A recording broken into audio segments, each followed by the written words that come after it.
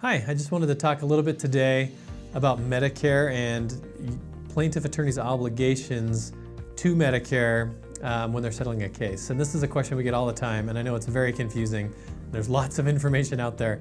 But essentially, Medicare's interest, in order to consider Medicare's interest, there's two parts. There's what they call the Medicare Conditional Lien, which is Medicare's lien or right of recovery from the date of injury to the date of settlement.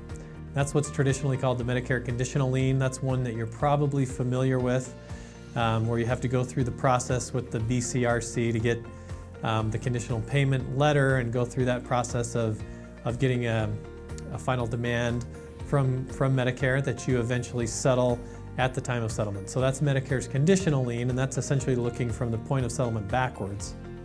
And then there's Medicare's future interest that you need to consider and protect. So what that means in your specific case will vary from case to case depending on the facts. In a liability situation, the rules are a little bit less clear than they are in a workers' comp situation. So essentially, what you need to do is make sure that you've considered and protected Medicare's interest going forward. So there's a lot of factors that go into that. You don't necessarily need to establish a Medicare set-aside.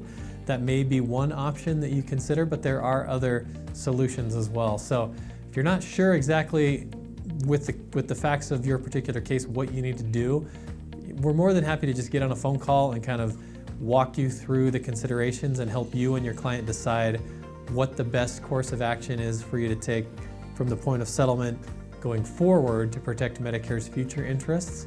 And again, that's very fact dependent, and we'll do our best to just kind of help clear that up for you so that you can make the best decision. So please feel free to call us if you have any questions about Medicare's interest, and we'd be happy to chat with you about it.